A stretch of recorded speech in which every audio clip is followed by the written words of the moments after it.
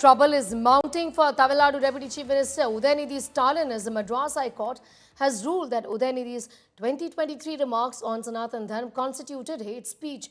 The Madurai bench noted that his comments represented a clear attack on Hinduism and expressed concern that those who initiate hate speech often go unpunished while those who react face legal action. The court clarified that the minister's phrasing implied genocide or culturicide, stating that terms like Sanatan Ozipu suggested the eradication of people or culture. In September 2023, Udhayanidhi, son of Chief Minister M.K. Stalin, sparked a nationwide outrage when he said Sanatana Dharma should be eradicated because it allegedly opposed social justice and equality. Critics interpreted that statement as a call for genocide, an interpretation the minister later denied. The High Court simultaneously quashed a criminal case against BJP's Amit Malviya, who had criticized Udhayanidhi on social media, holding that Malviya's post did not constitute hate speech but was a response to inflammatory remarks targeting Hindus.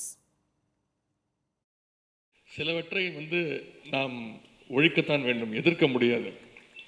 கொசு, dengue காய்ச்சல், malaria, corona இதையெல்லாம் நம்ம எதிர்க்கக்கூடாது, ஒழித்து கட்ட வேண்டும்.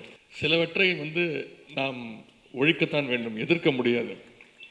கொசு, dengue காய்ச்சல், malaria, corona இதையெல்லாம் நம்ம எதிர்க்கக்கூடாது, ஒழித்து கட்ட வேண்டும். The Madras High Court of the Madurai bench has wrapped the Deputy Chief Minister, calling it a hate speech. How do you see this, ma'am?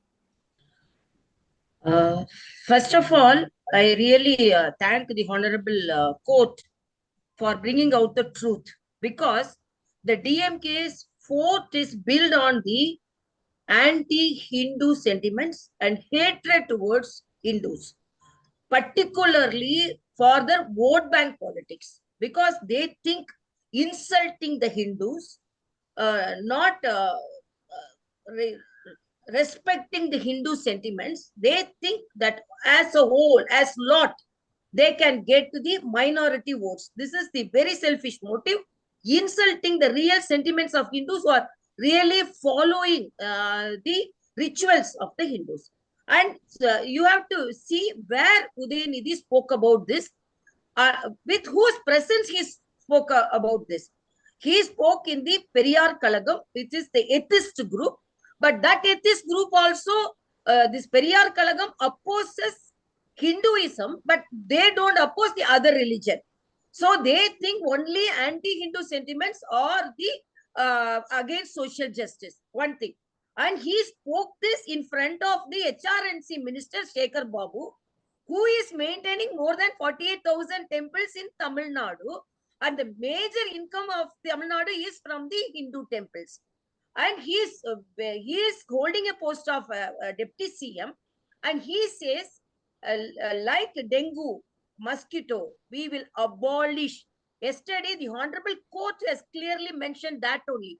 Abolish means a practice is there. If you want to abolish that practice, then abolishing the people who are following that practice, it is almost akin to genocide. That is an extreme interpretation. I don't think that interpretation should have been given by the judge. It is an erroneous judgment. That is what we can say about that. That kind of correlating one speech with quashing for another case is erroneous. That is why this is we do not accept to what the logic the judge comes to. DMK is the party which fights for Hindus. DMK is the party which brought in 69% reservation. This 69% reservation is for Hindus, but the BJP opposes that. So who is for the Hindus? If the BJP is really a party which is for the Hindus, then what they should have done? They were in power for last 10 years. They should have brought in 69% reservation for OBCs, SCs and STs across the country. Any error by any judge should not affect the parties. And there is an appeal that is provided, appeal remedies provided to the Supreme Court. So this is not the final word on the subject. And this is one aspect. The other aspect is the Deputy CM was very, very categorical. See, we will not allow caste discrimination. We will not allow caste hierarchy to continue. That is what he meant. And you want to give any other interpretation, then you are wrong.